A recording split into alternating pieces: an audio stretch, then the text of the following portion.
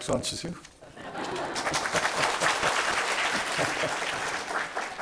누가 시작을 해야 그 다음에 다 따라하는 게 할렐루야, 아멘, 박수 다 그렇죠. 저는 물리를 전공한 사람은 아닌데 이 피직스에서 제일 유명한 것 중에 하나가 열역학 제2의 법칙이라는 겁니다. 그것은 모든 건 초기에 아주 강하고 질서 있는데 시간이 지날수록 점점 무질서하고 힘을 잃어간다고 하는 것이죠. 근데 우리 믿음도 불행하게도 그 열역학 제2의 법칙이 마치 이렇게 걸리는 문제인 걸 봐요. 하울링이 조금 있는 것 같은데 종교인가 어느새 종교가 되지 않았는가. 아니, 우린 다시 종교를 탈피해가지고 우린 신앙이다.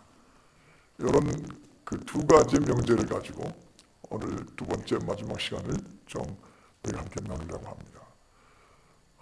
신앙생활이 어느새 종교로 돼버릴 때는 두 가지 이유가 있어요. 한 가지는 그 신앙의 순수성을 잃어버릴 때. 신앙의 순수성을 잃어버리기 시작하면 딱딱해져요. 껍질이 붙고 강목이 붙어요. 그저 겉모습만일 뿐이지 속 사람의 그 강렬함은 없어지죠. 하나님 중심으로 우리가 신앙생활할 때 그게 신앙의 순수성입니다. 그런데 만약에 하나님 중심에서 사람이 중심이 되는 신앙생활로 옮기면 그때부터는 순수성 없는 거예요. 간단해요. 내가 지금 하나님 앞에 서 있는데 과연 하나님이 내 삶의 중심인가? 아니면 그 이름을 걸고 내가 사실상 중심이 되어 있는가? 신본주의인가? 아니면 나라고 하는 중심의 인본주의인가? 저는 오늘의 교회들이 이 문제를 많이 잊어버리게 했다고 생각해요. 근데 다시 저 호세아 6장 1절의 말씀처럼 우리가 여호와께로 돌아가자. 우리가 여호와께로 돌아가자. 하나님 중심이십니까? 내가 중심입니까? 그때 아멘 하시면 곤란하죠. 하나님 중심이죠. 그게 신앙의 순수성에 걸린 문제입니다. 근데 오늘날 이 시대가 종교의 껍질은 점점 붙어가는데 영적으로 우리가 신앙이라고 하는 그 불길은 점점 사그라가죠. 아닙니다. 이거 아닙니다. 막 부르짖고 깨어 일어나고 싶어요. 저뿐이 아니라 우리 모두가 다시 하나의 그 터닝 포인트라고 그러죠. 전환점을 지금 지나가야 될 바로 그때입니다. 우리가 살기 후 우리의 후손들이 살기 위해서. 또 한 가지 그 종교가 되어버릴 때 그 위험성은 신앙의 야성을 잃어버릴 때입니다. 신앙의 야성을 잃어버릴 때. 원래 믿음이라는 건 야성이거든요. 강렬한 것입니다. 겁이 없는 거예요. 해치우는 겁니다. 하나님 믿고 두려울 게 뭐가 있어요. 그런데 신앙의 야성으로 교회도 믿음 생활도 움직여 나가다가 점점 눈치를 보기 시작하면서 예의 발라지는 거, 아주 썩 교양틱해지는 거, 그런 영어 들어보신 적 있으세요? 교양틱해지는 거, 그게 아주 크리스찬들을 고상하게 만들어가는 것 같은 착각이 오는데 그건 상당히 위험한 것이에요.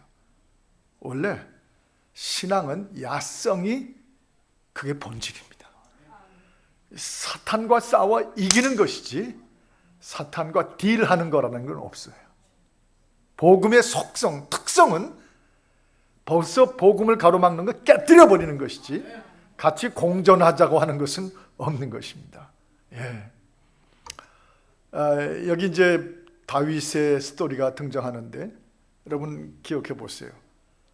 다윗이 한 1000년대쯤이고 애굽에서 나올 때가 한 BC 1400년대니까 애굽에서 나와서 가나안 땅에서 한 400년이 지난 후의 상황이거든요. 골리앗이 나와가지고 다윗이 달려나갈 때가 그 가나안 땅에 들어간 지 한 400년쯤 후예요. 근데 그동안에 얼마나 많이 변했냐면 열역학 제2의 법칙처럼 껍질이 얹혔어요. 강목이 붙었어요. 종교라고 하는 껍질로 번드르르하지 힘은 없어졌어요. 신앙의 야성이라는 게 없어졌어요. 그래서 여기 이제 오늘 사무엘상서 17장 저 앞에 있는 5절 같은 데 보면 그 골리앗이라는 블레셋 사람, 하나님의 그 원수되는 블레셋 사람이 나타났는데, 골리앗이 세상에 이런 기록이 다 있어요. 그가 입었던 갑옷이 어떤지를 쫙 얘기해주고, 그 무게가, 이 골리앗이 체격이 엄청나게 크고 힘이 강할 뿐 아니라 그가 장군으로서 입고 있는 갑옷이 노스 5천 셰켈, 노수로 5천 셰켈이다. 그 얼마나 무거운지는 모르는데, 한 예를 들면 다윗이 입었다가 숨을 쉴 수가 없다고 벗어버렸던 게 사울의 군복인데, 그보다 아마 몇 곱절 더 무거웠던 것 같아요. 또 창을 들고 있었는데 그 창 하나가, 이건 노시 아니고 창 하나가 철인데 철로 600셰켈이다 그랬어요. 우린 감이 안 와요, 셰켈이 얼마나 무거운지. 근데 쉽게 말하면 우리가 손으로 웬만하면 들고 서 있질 못할 무게다 그거죠. 근데 제가 질문이 있어요. 그런 거 왜 조사했죠? 그게 왜 성경에 기록이 돼야 되죠? 일찍이 하나님의 사람들이 홍해바다를 건너오고 여리고성을 무너뜨릴 때 여리고성이 벽돌이 몇 개나 얹었는가, 시멘트가 몇 톤인가, 그거 언제 조사한 적 있어요? 벽 두께가, 바위가 몇 개나 들어갔는가, We don't care, 상관하지 않았어요. 여리고가 얼마나 무거운 돌로 만들어졌는지 케어하지 않았어요. 왜요? 계산하지 않았습니다.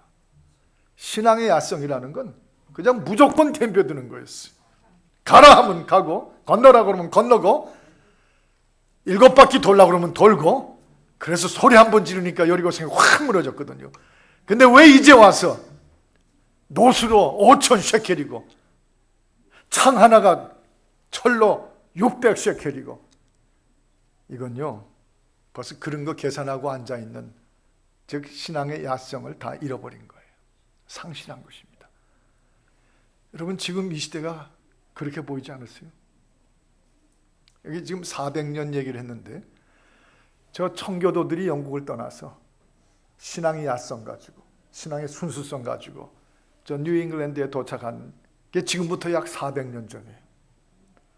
근데 그 400년 전에 겁도 없었어요. 대서양을 건너오면서 절반이 죽어도 that was okay. 신앙의 자유만 있으면 건너왔다고요. 그런데 400년이 지난 지금의 이 미국 땅은 종교라는 껍질만 가득 붙어 있습니다. 호모섹슈얼리티 하나 이기질 못해가지고 절절절절 매고 있어요. 이 나라가 마약으로 완전히 덮었고, 이 인터넷을 통해서 우리의 차세대들이 인간의 향락에만 잔뜩 밥. 이 나라가 지금 신앙입니까? 아니면 종교입니까?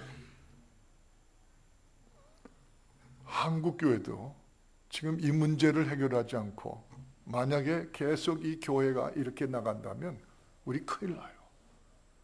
전 이렇게 교회가 끝나버릴까 봐 두려워 죽겠어요. 지금 이때는 문자 그대로 여러분 꼭 동감하시기를 바라는데, 제3의 종교개혁이 있어야 될 때예요. 또 한 번 외칠까요? 제3의 종교개혁이 나타나야 될 때입니다. 지금 크게 아멘 하신 분은 어저께 밤에 오셨던 분들이에요.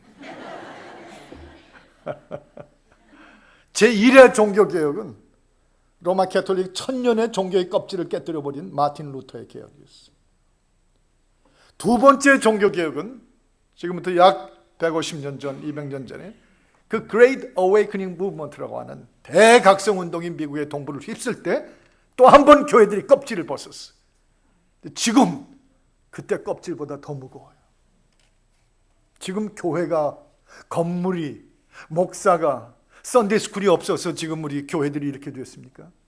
아니요. 신앙의 약성 상실해버렸어요.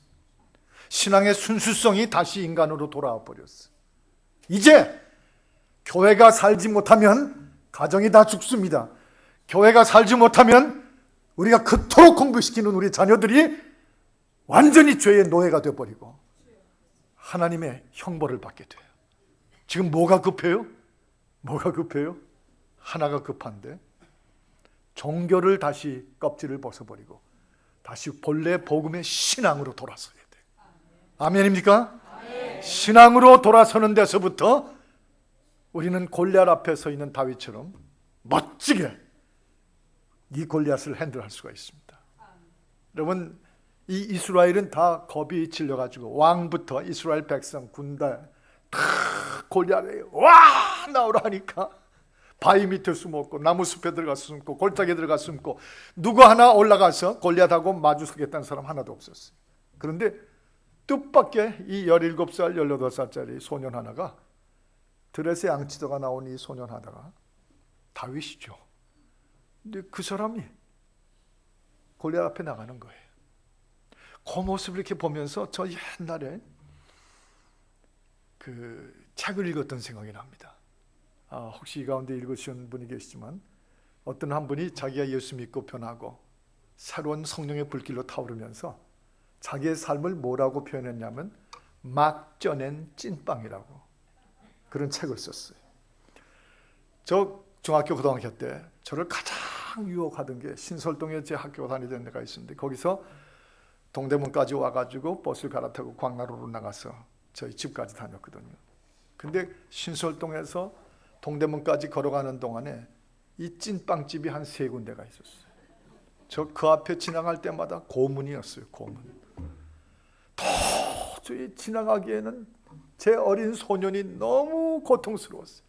그 거울 안에 찐빵에 팍 김이 올라오는데 그거 하나 탁 물고 싶은데 돈이 있어야지.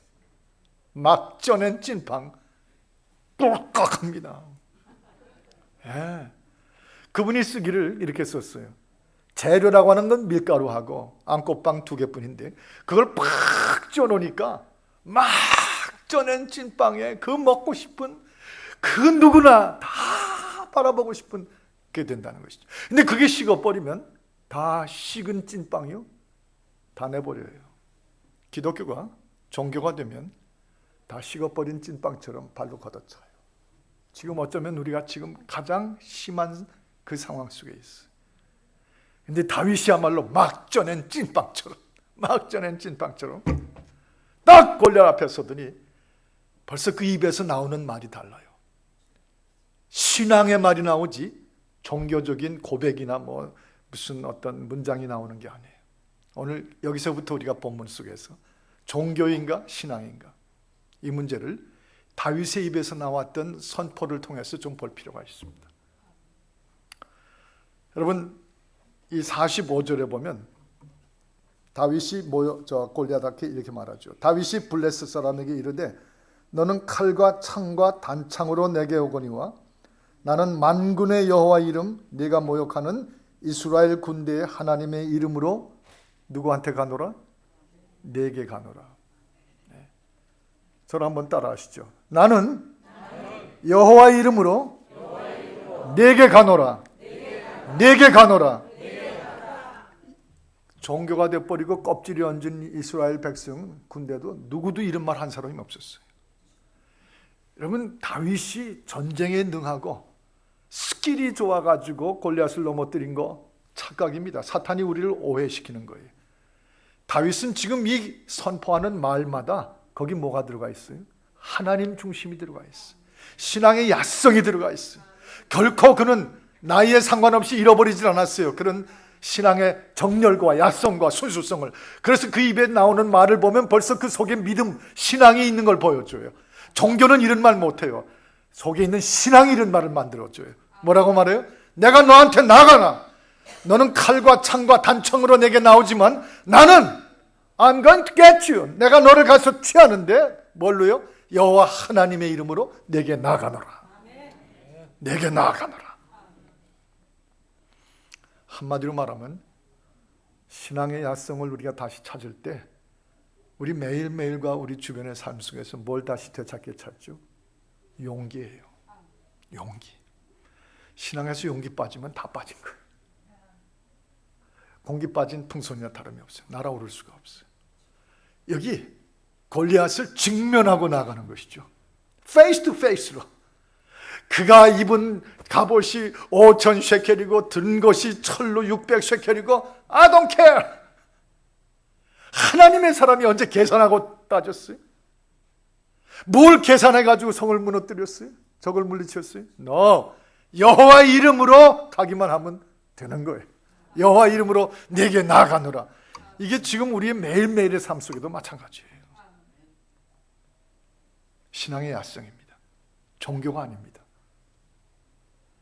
다시 이 땅의 교회들이 뒤집어져야 돼요. 제3의 종교개혁으로. 많은 사람들은 이렇게 얘기하죠.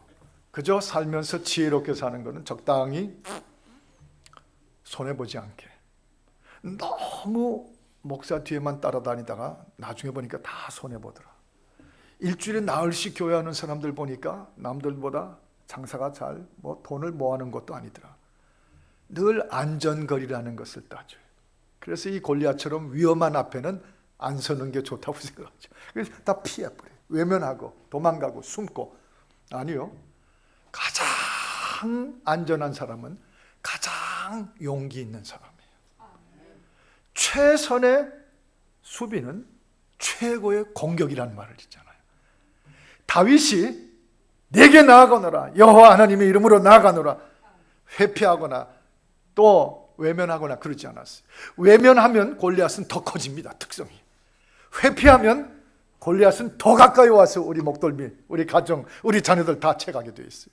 그런데 직면하는 용기, 와, 이게 바로 십자가의 용기예요.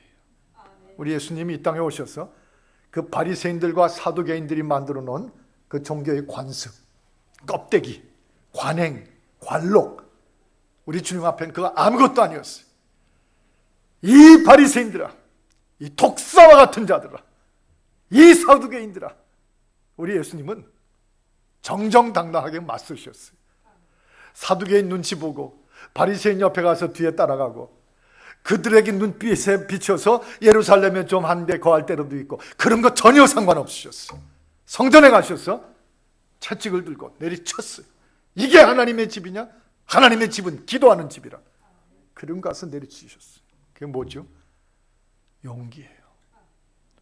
우리 민족이, 우리 코리안 아메리칸 크리스천들이, 각 도시마다 있는 우리 한국 크리스천들이 이 용기 다시 되찾으면 골리앗은요, 그걸로 해결하는 거예요. 골리앗의 천적은 다윗입니다. 다윗이 없어서 이 세상에 지금 호모섹슈얼리티다, 무슨 동성애에다가 그 온갖 할리우드의 죄가 나타난 그 골리앗이 있지. 다윗만 나타나면 골리앗은 없어지게 돼 있어요. 죽게 돼 있어요. 다윗이 문제지 골리앗이 문제가 아닌 거예요.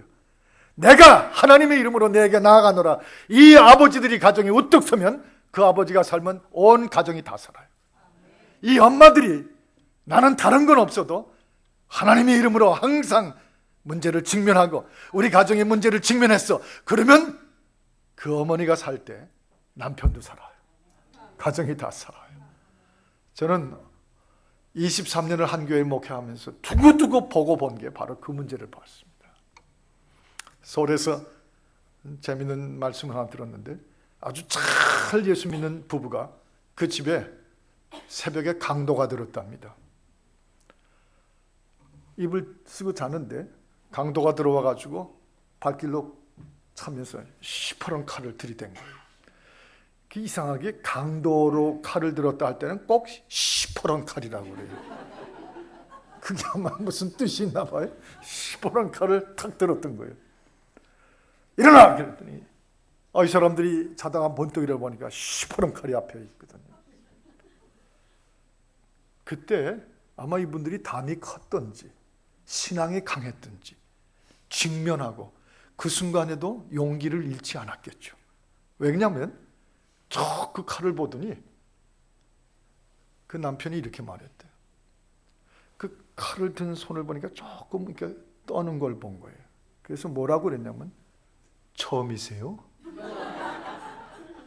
처음이세요? 그러니까 강도직 처음 하는 거냐? 손 떨리는 거 보니까. 뭐야? 그러면 손 떨리는 거 보니까 손 떨림증이 있는 게 아니에요. 좀 앉으십시오. 우리 얘기 좀 합시다. 그래가지고 강도가 칼을 놓고 앉아가지고 이 손 떨림증에 대해서 얘기하다가 나 감미당으로 갔대요. 제가 그게 얘기가 진짜인지 누가 만든 얘기인지는 모르겠어요. 그건 큰 문제는 아니에요. 근데 제가 거기서 발견한 건 입을 뒤집어 쓰고 어마 하고 했으면 그 집 다 털렸을 거예요. 다 잃어버렸을 거예요. 그런데 그 강도가 들고 있는 칼 손이 떨리는 거 보면 처음이세요?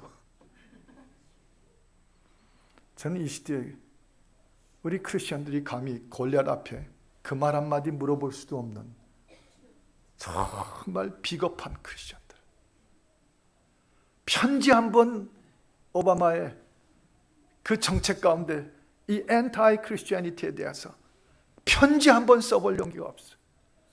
저 미 상원에 투표를 하는데 크리스천들이 이메일을 가지고 딱 가서 찍기만 하면 투표수가 착착 올라가면서 그 정책을 취하지 못할 수도 있는데 그런 거 안 해요. I don't care. 상관하지 않아요. 이러면서 우리는 골리앗 앞에 점점 당하고 있는 거예요. 칼과 창과 검으로 내게 나오지만 나는 여호와 이름으로 내게 나아가노라. 어떻게 하면 이 믿음이 우리를 다시 덮어쓰고 어떻게 하면 이 신앙이 다시 타오를까요? 용기. 주여 나에게 용기를 곱절이나 주시옵소서. 최소한 내 신앙은 내 자녀들 보는 앞에서 비겁하지 않게 하여 주옵소서. 저희 교회 신디라고 하는 여자아이가 시집을 갔습니다. 잘 믿는 대학부에서 훈련받고 제자 훈련받고 근데 마침 교회에서 아주 괜찮은 아이하고 연애를 해가지고 그 집에 시집을 갔는데 기대가 커서 갔어요. 시아버지가 장로님이고 시어머니가 권사님이에요. 그리고 아주 소문나게 잘 믿는 집으로. 그래서 얼마나 기대가 크겠어요. 이 제자 훈련받고 잘 믿는 이 신디가. 근데 가보니까 그 집 문 열고 들어가 보니까 완전히 딴판인 거예요. 가만히 1년 살면서 사는 거 보니까 완전히 술판이더라는 거예요. 하여간 스테이크만 잘 먹는 날이 오면 스테이크를 이제 자르기 전에 야 스테이크는 포도주 없이는 못 먹어. 그래서 포도주가 꼭 한 병 두 병 나온대. 여름에 날이 뜨거워서 들어오면 야 더운데 찬 맥주 없냐? 하여튼 핑계만 있으면 마시고 술판이더라. 그 어려운 예의 차려야 되는 시아버지하고 시어머니 앞에서 이 신디가 어떡하겠어요? 보통은 거기 적응하죠. 할 수 없구나. 이런 집인데 나도 여기 맞춰야지. 크리스천 안 그래요. 비겁하지 않았어요. 이 신디 용기 있게 덤벼든 거예요. 아버님 이건 아니죠. 우리가 크리스천인데 술이 이 집안을 지배하면 되겠어요 아버님? 어머니 이거 아닙니다. 냉장고에 열만 열면 위스키병에다가 맥주에다 이거 아니에요. 우리 남편도 이렇게 이런 식으로 커가는 게 아니라 이런 식으로 신앙생활하는 거 좀 원치 않아요. 더구나 우리 아이들이 낳을 텐데 이 아이들이 이런 거 본받고 싶지 않아요. 아버님, 어머님 덤벼든 거예요. 끝내 그 용기 앞에 이 골리앗은 아니지만 이분들이 손을 내렸어요. 다 받아들였습니다. 그리고는 다시 복음주의 신앙으로 확 돌아섰어요. 정결한 삶으로. 그래서 그 집이 술에 취했던 집이 성령이 취하기 시작했어요. 이거는 지금 오늘의 각 크리스천 가정들마다 반드시 발생해야 되는 일들이에요. 비겁하지 않고 골리앗 앞에 내가 하나님의 이름으로 네게 나아가노라. 내가 하나님의 이름은 들었지만 도망가노라가 아니고 직면하고 나아가노라. 이 용기하는 용기의 신앙. 하나님이 오늘 이 자리에서 여러분과 저에게 이 용기 주옵소서. 십자가 지고 사탄과 죄의 이 악령과 마주치셨던 예수 그리스도의 십자가의 용기가 우리 가슴에 살아나게 하여 주옵소서. 그게 부흥이에요. 이렇게 모인 것은 또 한 번 멋진 프로그램을 하는 것이 아니라 우리 심령이 이런 도전을 받아들이는 시간인 거죠. 누구든지 나를 따르거든 자기를 부인하고 마태복음 16장 말씀처럼 자기를 부인하고 자기가 져야 될 십자가를 용감하게 쥐고 따르는 것입니다. 그러면 그의 나라와 그의 의를 먼저 구하면 그 다음에 하나님께서 뭐라고 하셨어요? 이 모든 것을 너에게 더하여 주시리라. 부흥회니까 한번 해보십시다. 믿으시기 바랍니다. 저는 뭐 그런 부흥사 스타일은 아니지만 한번 해봅시다. 믿어야 됩니다. 아멘이죠. 믿는 대로 될지어다. 용기 있게.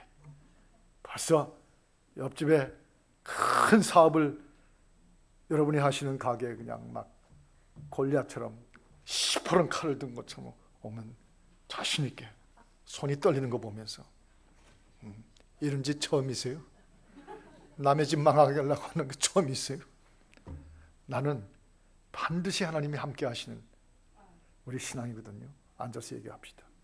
신앙으로 살아야죠. 부딪혀 보세요.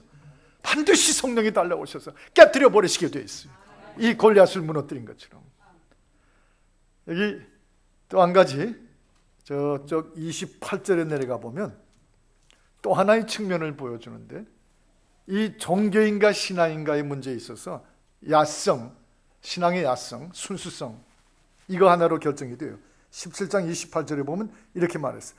장형 엘리압이 다윗의 사람들에게 하는 말을 들은지라. 다윗이 사람들에게 나 이제 골리앗 물리치러 간다고 말하는 거를 제일 큰 형, 전쟁터에 나와 있던 엘리압이 들은 거예요. 그리고 뭐라고 그러냐면 다윗 보고 이렇게 말해요. 아주 칭찬하고 격려하고가 아니라 거꾸로 내가 어찌하여 일로 왔느냐? 들에 있는 양은 누구한테 맡겼느냐? 나는 어릴 때부터 네 교만과 네 마음의 완악함을 안다. 너 지금 전쟁을 구경하러 왔느냐? 하는 말마다 이걸 뭐라고 그러죠? 찬물 붓는 거예요. 아주 입도 못 열게 만드는 거예요. 니까짓 게 뭔데? 들어서 양이나 치야지. 네가 뭔데 나왔어? 골리앗 앞에 이러느냐? 제가 오늘 소리를 좀 강하게 어제보다 질르는 거는 어제 예배 끝나고 나니까 한 자매님이 저한테 오셨어요. 귀가 좀 나쁘신데 목사님 내일 설교하실 때는 오늘보다 훨씬 소리를 좀 많이 질러달라고 부탁을 하셔서 저도 힘든데 지금 계속 이렇게 하고 있는 거예요. 아멘. 그런데 이 엘리압이라는 형이 동생이 자기도 없는 용기, 자기도 없는 야성을 동생이 가지고 이 민족을 위해서, 이 하나님의 이름을 위해서 뛰어나가면 야 잘한다. 너 그렇게 또 뛰어난 줄 몰랐다. 이게 정상이 아니겠어요? 그런데 동생을 가로막아요. 네가 뭔데? 주제에. 이걸 가리켜서 오늘날의 신앙생활에서도 엘리압이라고 그러죠. 엘리압 신드람이라는 말을 할 때가 많이 있어요. 교회가 신앙의 야성으로 껍질을 벗겨버리고 사탄과 골리앗과 마주설라고 그러면 뒤에서 등을 밀어주고 밥 한 끼라도 더 먹여주며 뒤에서 기도 한마디라도 해주는 게 아니라 네가 뭔데? 네가 뭔데 나왔어? 네가 뭘 알고? 한국교회 가장 서글프고 가장 깊은 병은 엘리압 병이 들어있어요. 여러분 여기서 우리가 신앙의 야성을 다시 되찾는 게 가장 중요한 게 뭔지 아십니까? 목적의식을 다시, 목적의식이 부족한 이거를 다시 회복시켜야 돼요. 지금 골리앗과 싸우려고 나와 있잖아요. 동생 가로막는 게 그게 형된 사람의 사명이 아니죠. 모두가 힘을 다해서 골리앗을 마주쳐도 힘이 딸릴 지경인데 그런데 가로막고 섰어요. 왜 교회 모였습니까? 왜 신앙생활합니까? 목적이 뭡니까? 웨스트민스터 신앙고백, 스몰 캐티키즘이라고 하는 소요리 문답, 거기 제일 1조가 뭔가 하니? 인생의 목적이 무엇이뇨? 그러면 웨스트민스터 신앙고백은 이렇게 말했습니다. 뭘 위해서죠? For the glory of God. 하나님의 영광을 위하여. 물이 있습니다. 예, 감사합니다. 하나님의 영광을 위하여. 이게 우리 신앙의 목적이에요. 그런데 여기서 튀어나오는 건 뭐가 튀어나오죠? 나, 엘리압인 장형인 나도 못하는데 너 동생이 나와서 하면 난 뭐가 되냐? 내 얼굴은 뭐가 되냐? 까만 동생이 나와서 그러면 큰형인 나는 사람들이 뭐라고 그러겠느냐? 그게 지금 중요합니까?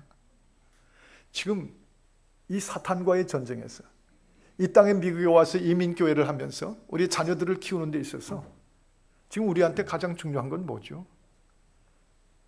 이 동성애니, 이 타락이니, 이 음란이니, 이 기독교가 이제는 기독교가 이 나라의 중심이 아니라 그 어떤 종교라도 이 나라에서는 쫓게 하는 이런 내셔널 리더 앞에서 우리가 중요한 건 함께 힘을 모아서 부딪혀야 되는데, 용기 있게 내게 나아가노라고 여호와 이름으로 나가야 되는데 나는 뭐가 되냐고 가로막아요. 이 문제, 이 목적의식을 잃어버렸어요. 다시 목적의식이 돌아와야 돼요. 대부분 교회 생활하고 신앙생활할 때 하나님마저도 나를 위한 하나님으로 해석해버려요. 하나님은 무조건 나를 위해서예요. 교회도 물론 무조건 나를 위해서여야 돼. 근데 언제 그랬어요? 웨스트민스터 신앙 고백에 언제 그런 말씀을 고백했어요? 내가 하나님을 위해서지. 내가 교회를 위해서지. 언제 하나님이 나를 위해서? 물론 그 아들 예수 그리스도를 나를 위해서 십자가에 주셨어요. 그 은혜로 구원받고 보혈로 죄 씻음 받은 다음부터는 내가 이제 사는 것은 오직 나를 위해서 하지 않고 나를 위해 죽으신 하나님의 아들 독생자 예수 그리스도를 위해 사는 것입니다. 갈라디아서 2장 20절이죠. 그렇게 살아가는 것이에요. 한국 교회와 한국 크리스찬들에게, 장로님들, 목사님들, 권사님들, 집사님들에게 주여 골리앗 앞에 선 우리의 목적의식을 돌려주시옵소서. 목적의식을 회복하여 주시옵소서. 바로 이것이 우리의 삶의 문제들을 극복하는 길이 될 수가 있어요. 곰곰이 우리 자신을 생각해 보십시다. 교회가 나를 위해 있습니까? 이 교회 성도들은 다 나 때문에 몰려든 성도들입니까? 하나님의 보좌는 내 집의 식탁에 기름진 좋은 음식을 주기 위해서 하나님의 보좌는 거기 존재하시는 겁니까? 이 모순을 깨버리는 것이 신앙의 야성, 목적의식을 되살리는 길이에요. 참 이 문제 반드시 지혜롭게 극복해야 됩니다.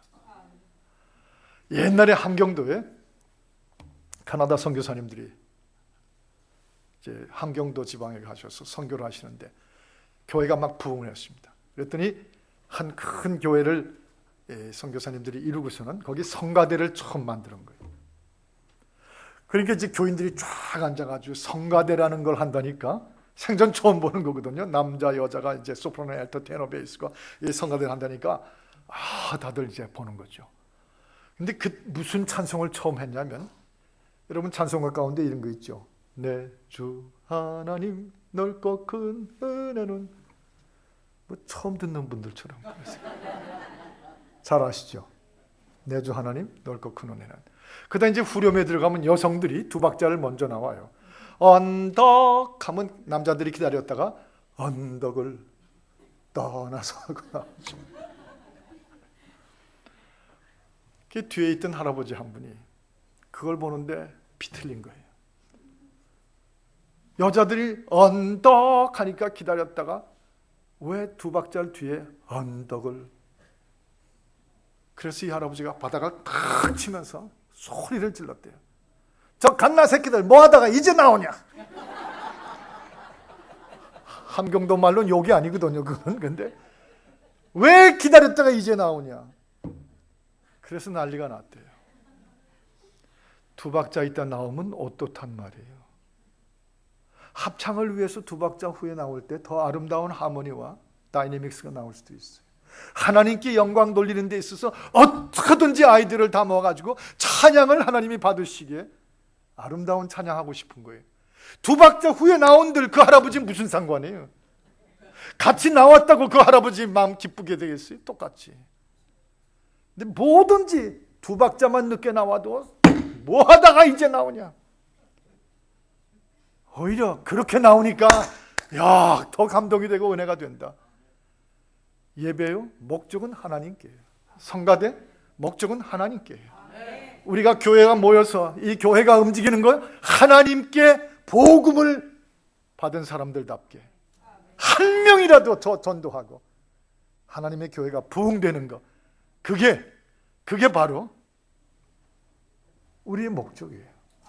그 목적의식을 부족하고 목적의식을 잃어버린 데서부터 신앙은 종교가 돼버려요. 껍질이에요. 강목이에요. 불필요한 관록, 관습, 관행, 이 관자 자꾸 들어가는 게 별로 좋지가 않아요. 하나님이요, 우리 한국 교회들 속에 성령의 불을 다시 붙여주셔서 주여, 성도들이 자신의 인생과 교회의 목적에 대해서 다시 한번 하나님께 드리는 목적의식이 회복되게 하여 주옵소서. 이게 참 중요한 것입니다. 보스턴의 한 목사님이 공원에 가서 책을 읽고 계신데 벤치에 옆에 미국 할아버지가 한 분 앉아 계시고 자기가 여기 앉아서 책을 읽고 있는데 그 앞에 있는 모래밭에서 한 대여섯 살 난 두 남자아이가 막 놀고 있었답니다. 근데 갑자기 보니까 두 녀석이 모래를 가지고 막 놀다가 싸움이 붙은 거예요. 그 아이들 툭 하면 싸움 붙잖아요. 그래서 막 싸우더니 서로 손가락 I hate you, I hate you 그러더니 다 딴 데로 가버렸대. 그래서 뭐 늘 하던 일이니까 그리고 이제 책을 읽는데 어느새 보니까 다시 그 아이들이 와서 모래밭에서 놀고 있는 거예요. 언제 싸운 적이 있냐 하고 나서 놀고. 이 목사님이 그게 참 신기한 거예요. 그래서 옆에 있는 분을 두드리면서 Look at them. Look at those children. 저 애들을 보라고 그런 거예요. 그랬더니 그 할아버지, 미국 할아버지가 쫙 보더니 그 입에서 나온 말이 이 한마디를 했다고 그래요. Well, 이 미국 사람들은 꼭 한마디 하려면 well. 일본 사람들은 아노. Well 하더니 They choose love over righteousness. They choose love over righteousness. 저 아이들은 누가 잘났냐, 누가 의로우냐 그거보다 사랑을 택한 것이라. 사랑을 택한 것이라. 다른 말로 바꾸면 They choose what is love over what is righteous. 서로 내가 옳다고 이게 중요한 게 아니라 그리스도 예수께서 우리에게 주신 이 사랑, 그 사랑이 폭발을 해서 하나님의 나라가 이 땅에 이루어지는 것, 그건 거예요. 네. 마음을 다하고 뜻을 다하고 힘을 합하여 주 너희 하나님을 사랑하고 두 번째 계명은 이와 같으니 뭐라고 그러셨어요? 내 이웃을 내 몸과 같이 사랑하라. 마태복음 22장에 이게 주님의 우리 교회와 우리의 인생에 주신 목적이에요. 아무리 의로운 게 내 의견이 중요해도 더 중요한 건 사랑이죠. 하나됨이에요. 그리고 복음이 온 땅을 덮게 내가 쓰임받는 거예요. 엘리압이 중요한 건 다윗을 막는 게 중요한 게 아니라 다윗이 나가서 골리앗하고 맞붙을 때 그 길을 밀어주는 거죠. 그리고 골리앗이 넘어진 다음에는 다윗만 잘난 게 아니라 엘리압도 다 똑같이 복을 받게 되어 있는 거예요. 똑같이 다 축복이 받게 되어 있어요.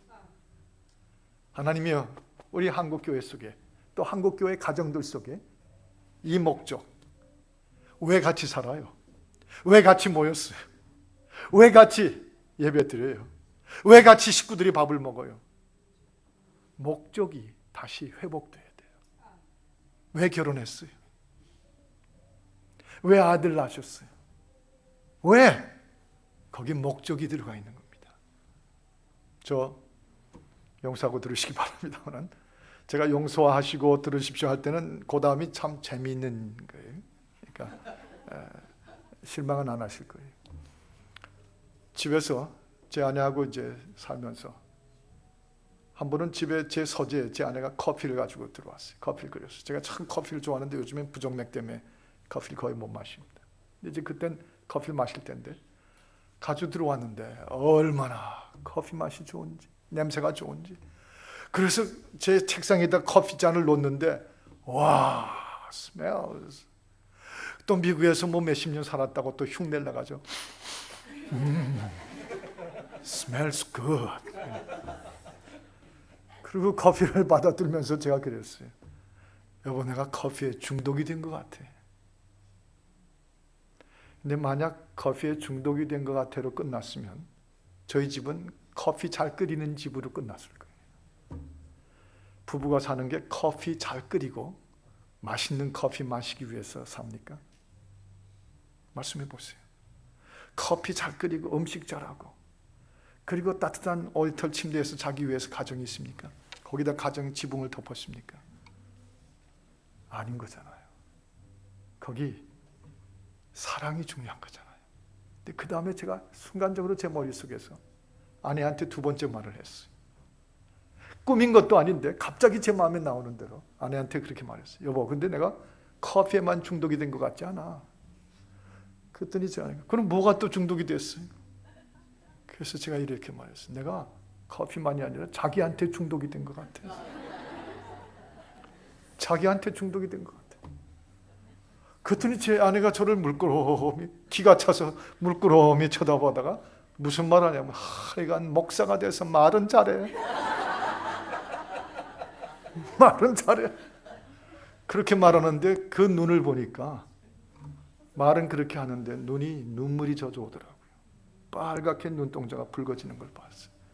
세상에 어떤 여자가 평생 사는 남편이 자기한테 중독이 되어 있다니 그거 싫을 사람이 누가 있어요. 여자 하나 울리는 게 그렇게 어려운 게 아니에요. 우리가 사는 이유가 목적이 하나님의 사랑의 휘장 장막을 치고 그 안에서 어떻게 하든지 우리를 하나 되게 하시고 우리를 통하여 하나님이 영광을 받으시고 우리 아내와 남편이 부부가 되어서 아이들을 아브라함의 후손들처럼 잘 기르기 위해서 우리가 그 지붕 밑에 좋은 집도 구해서 사는 거라면 거기 뭐가 중요해? 커피 마시면 그걸로 끝나겠어요? 내가 자기한테 중독이 된 것 같아. 우는 거예요. 그 후로 그날 저녁 저희 집 식탁 저녁 반찬은 양쪽으로나 질쪽으로나 부흥을 하는데 말할 수 없이 부흥. 아멘. 그런데 같이 일하는 부인이 직장에서 들어와가지고 똑같이 일하는데도 남편이 오기 전에 오늘은 좀 잘 먹여야지 그러고 막 반찬을 대여섯 가지를 막 준비해가지고 식탁에 딱 놓고 들어온 남편이 밥상에 앉았는데 그 남편 표정을 보면서 어때요 오늘? 어때요? 그게 여자가 일하는 돈 기계입니까? 음식 만드는 식모로 평생을 와 삽니까? 중요한 거는 사랑이잖아요. 그러면 죽여주네. 그럼 얼마나 좋아요. 그런데 남편이라고 기껏 나온 소리가 어제보다 하나 더 늘었구만.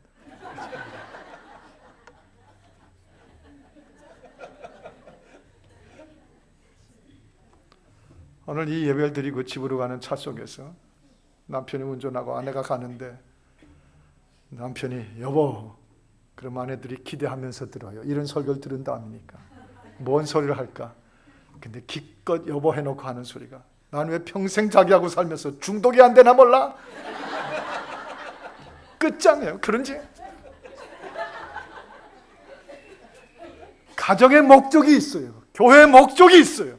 하나님의 자녀로 구원받은 목적이 있어요. 하나님 보고 나 위해서 살라고 하지 않아요.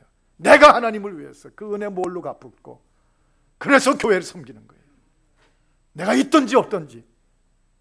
교회가 제가 부임해가지고 180명쯤 모이던 교회 부임을 했는데 한 5년 6년 안에 3,000명 4,000명으로 확 불어났어요. LA는 그 인구가 그렇게 많거든요. 여기하고는 달라서 그렇게 또 돼 있어요. 그런데 어떤 분들은 죽도록 싫어하는 거예요.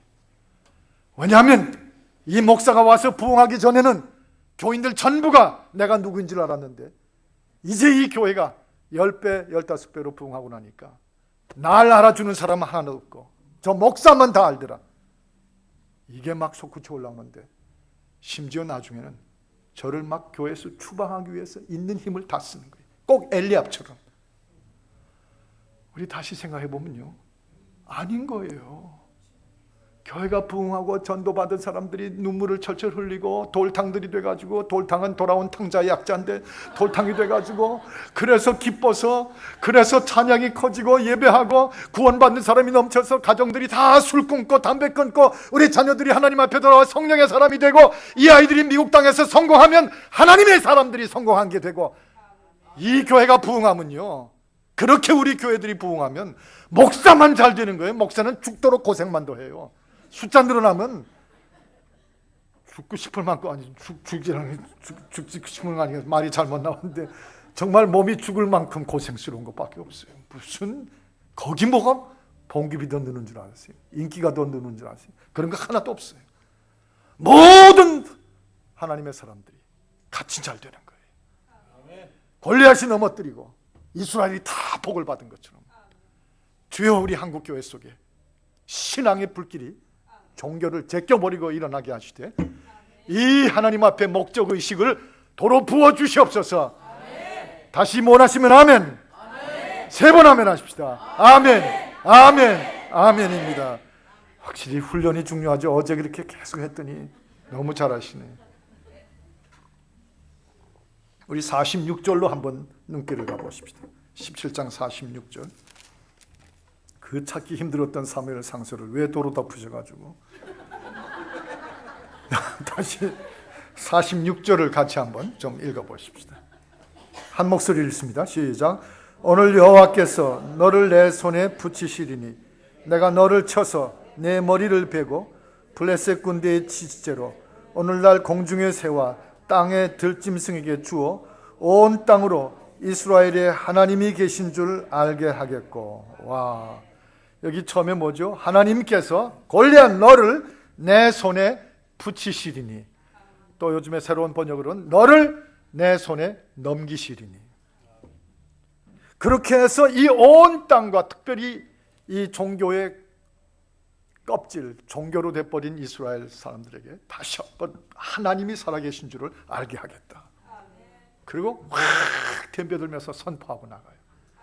이때 다윗은 성령으로 충만한 것이에요.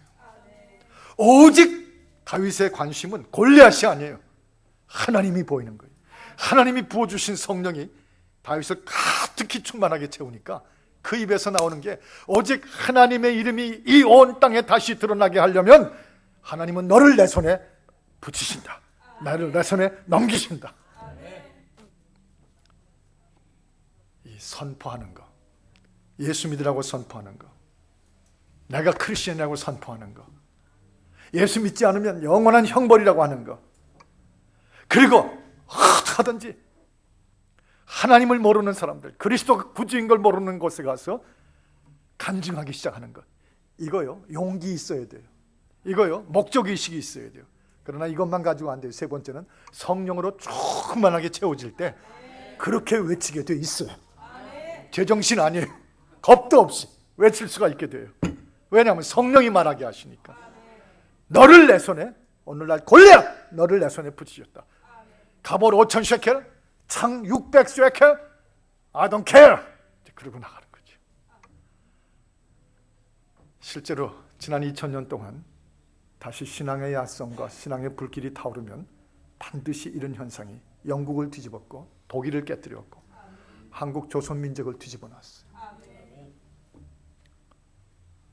그래서 사랑하는 여러분들 기억하십시다. 성령으로 충만해서 우리 입에서 나오는 말들이 강하게 나와야 돼요. 외쳐야 돼요.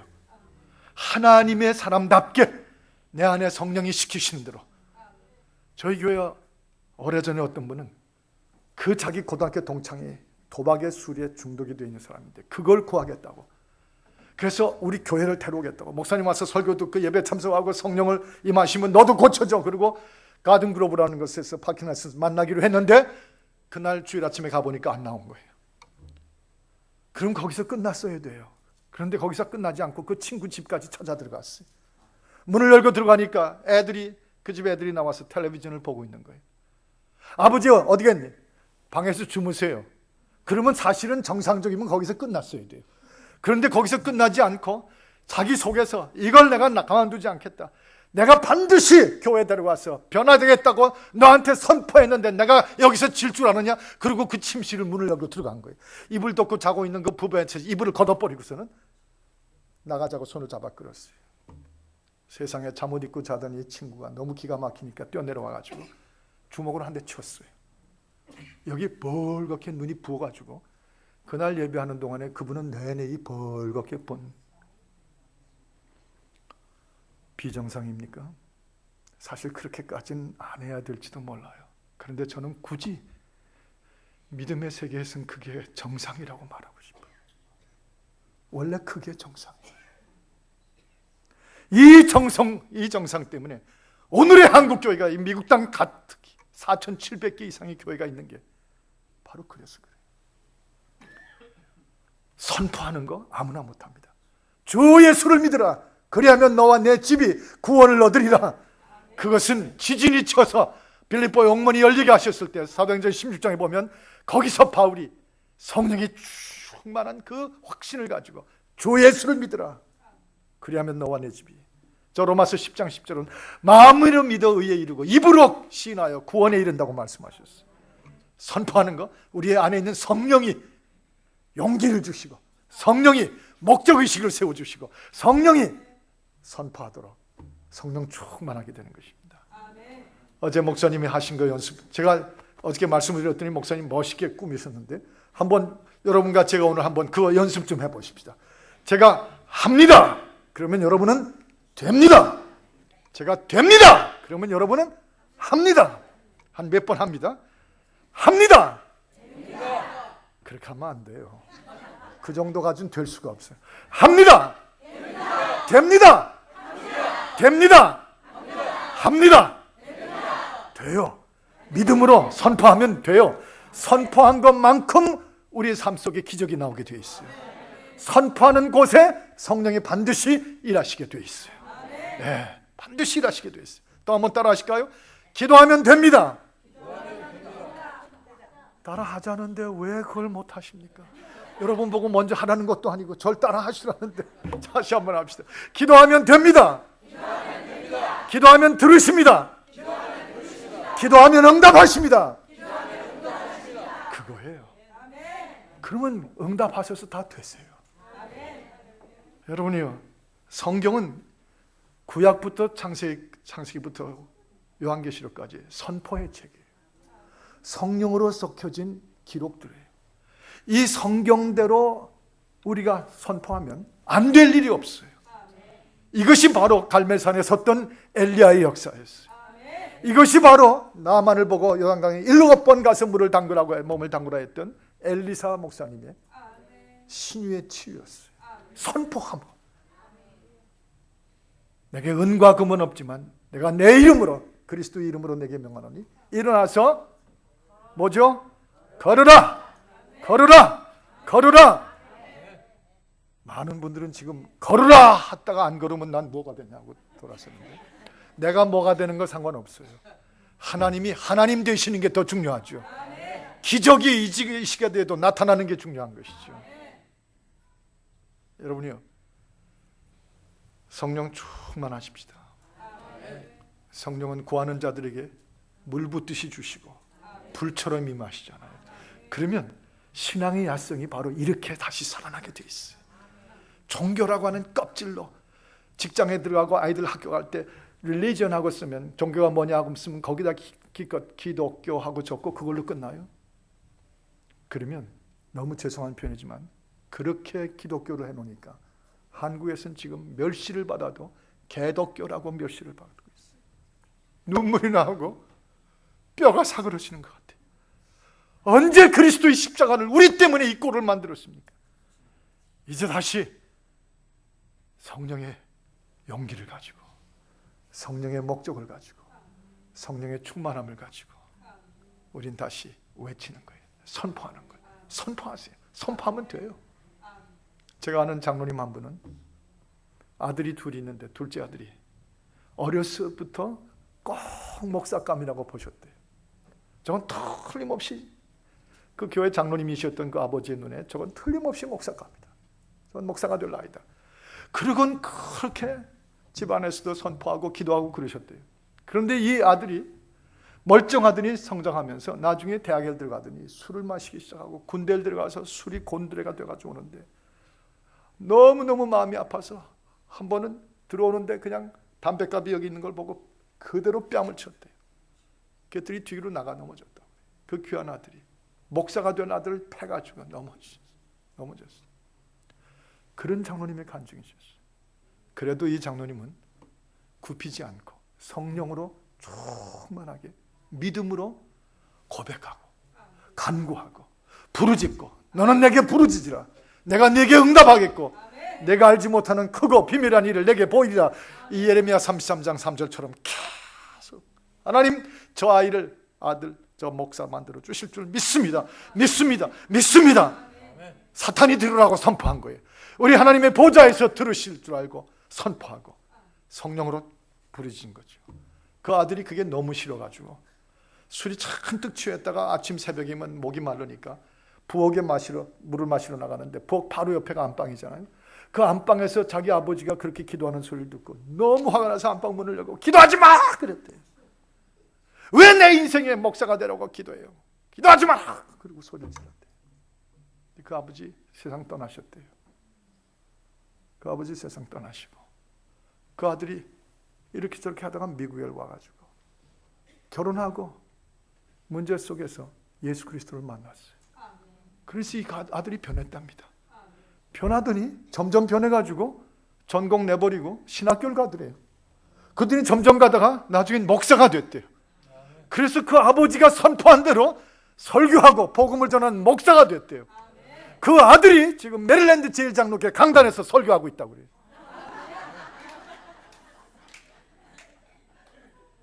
아직도 누군지 모르시?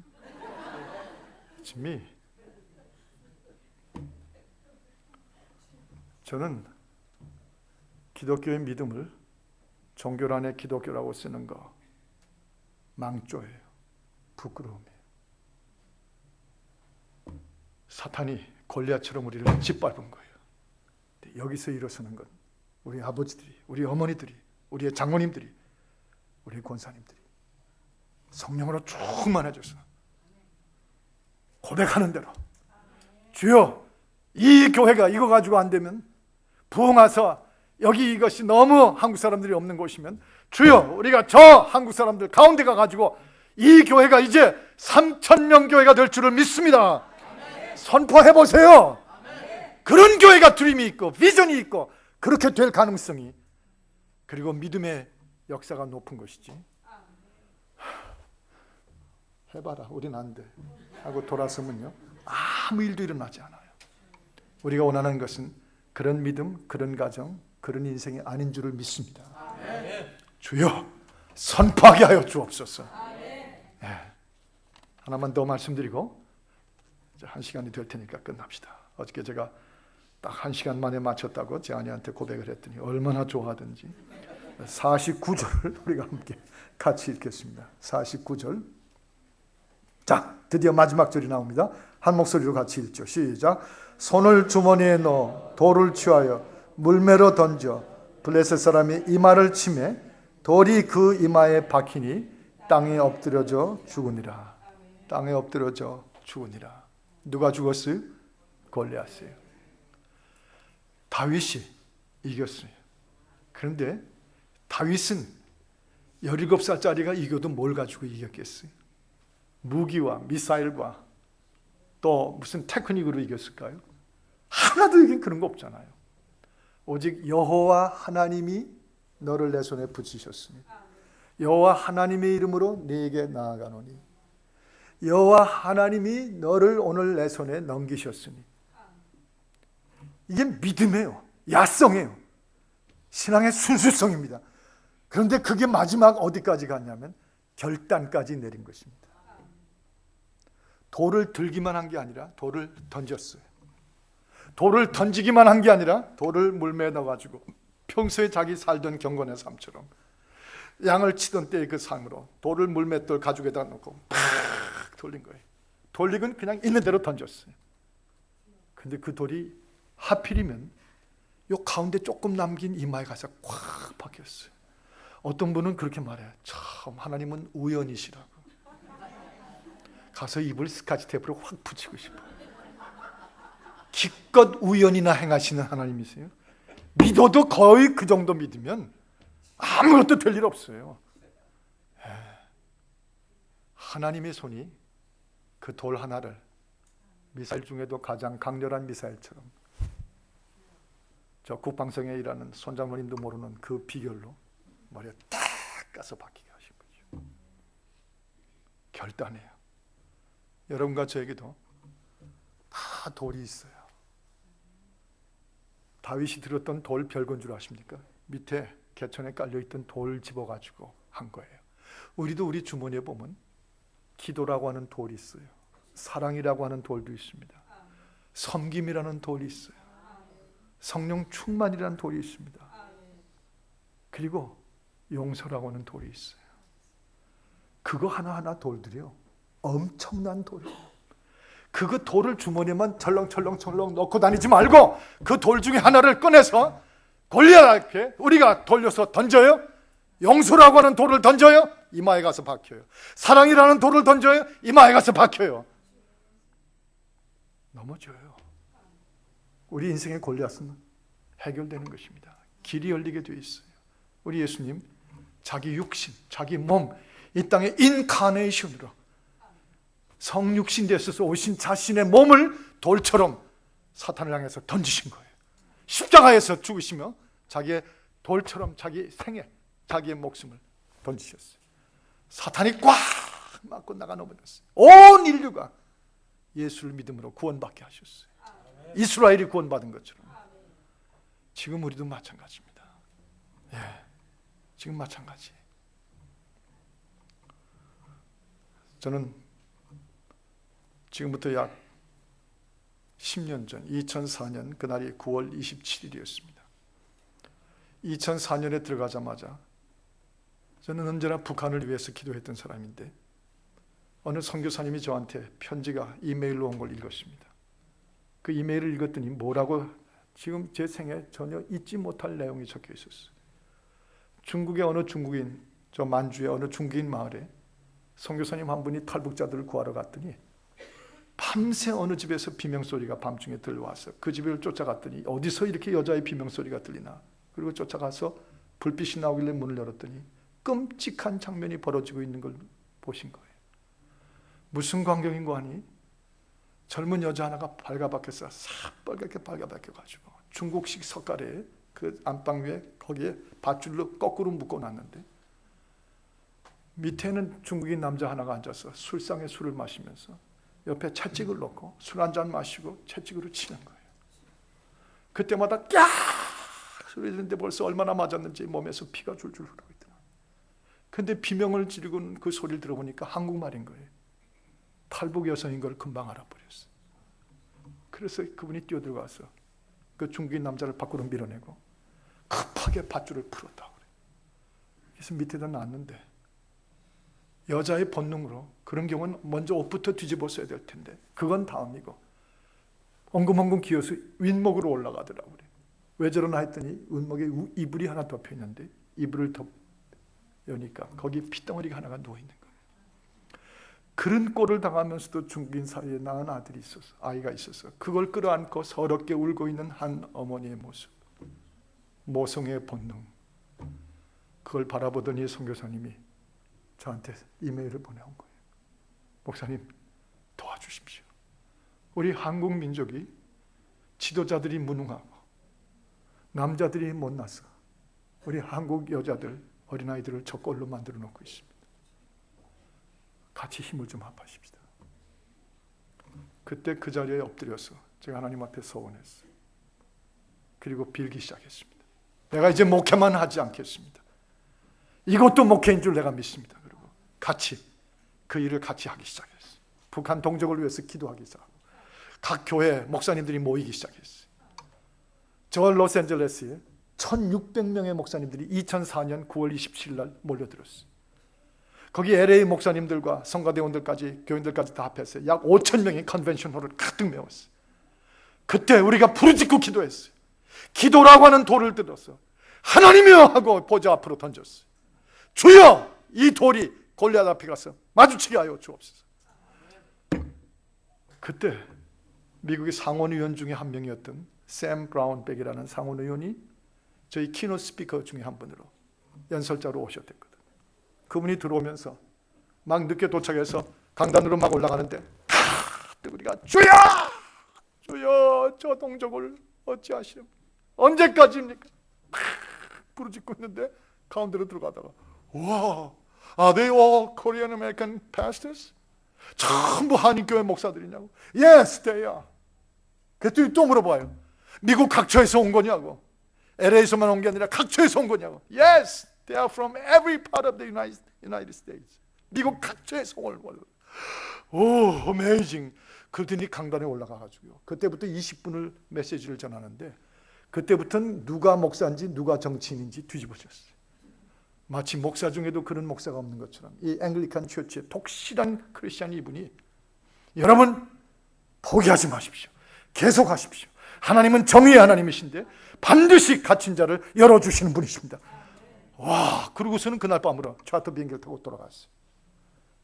그 다음 여러분 9월 27일에 다음 날이 언제일까요?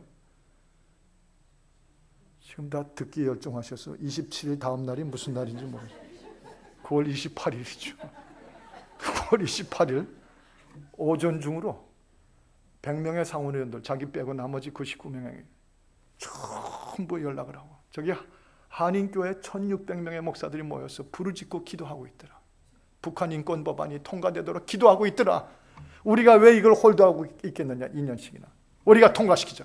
그게 그 시간에 하나님의 성령이 마치 골리앗의 이마에 가서 들이박힌 것처럼 그 상원의원들의 마음을 움직여 주셨어요. 몽땅 그들이 동의를 해가지고 그날 점심시간 직전에 만장일치로 통과시켰어요. 북한 인권 법안 만장일치로 통과시켰어요. 누가 한 사람이 박수를 치면 좀 같이 쳐야지 그게 일이죠.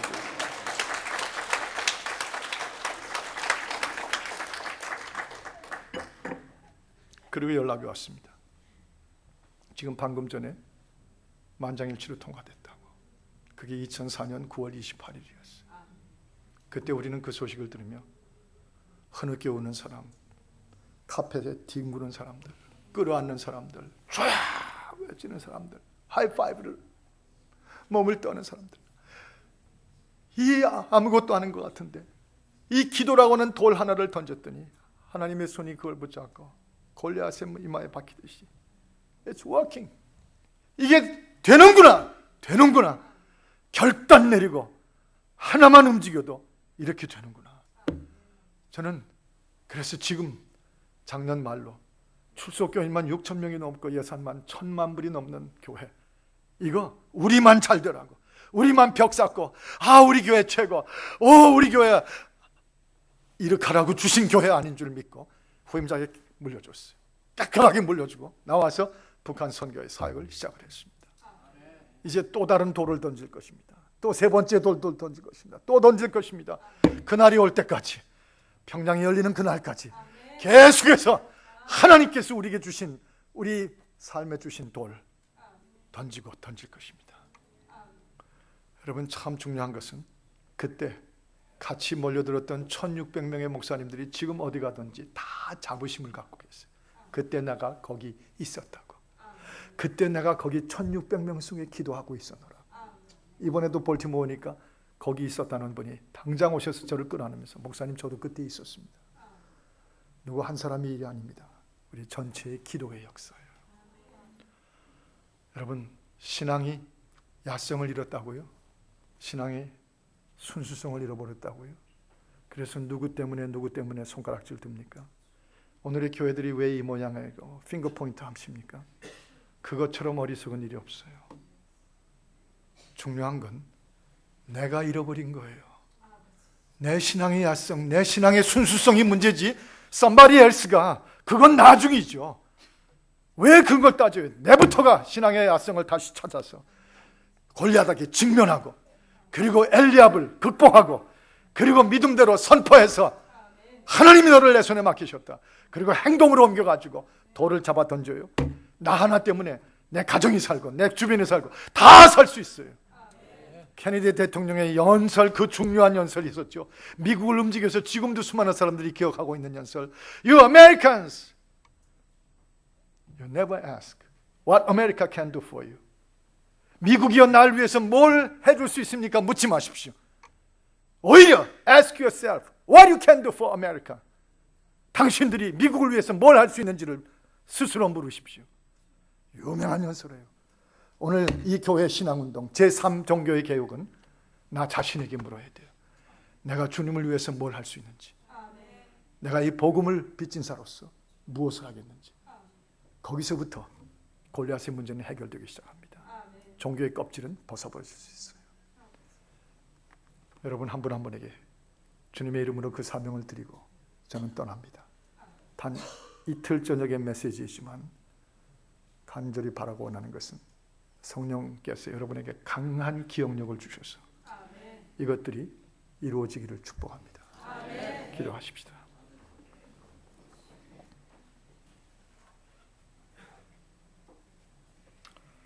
하나님, 살아계신 하나님, 어제나 오늘이나 영원토록 동일하신 하나님, 관록과 관행과 관습, 그 껍질에 뒤집혀져서 교회를 함부로 내 생각으로 해석하고 나도 모르게 어느새 교회를 인본주의 사람 중심으로 만들어버리는 사고방식이 내 안에 들어와 있으면 얼마나 그것이 하나님 앞에 부끄러우며 죄인지 깨닫고 부셔버리게 하여 주옵소서. 오 하나님, 이 시대에 우리 한국교회를 축복하여 주셔서 제3의 종교개혁이 불길처럼 일어나게 하여 주옵시고, 골리앗이 아무리 강해도 다윗만 있으면 무너지고 죽게 되어 있사오니 우리를 다윗 삼아 주시옵소서. 우리 각 가정에 우리를 보내셔서 가정의 골리앗을 무너뜨리게 하여 주시옵시고, 우리의 교회들이 골리앗이 물러가고 다윗으로 충만히 넘치는 제3의 종교개혁으로 우리를 사용하여 주옵소서.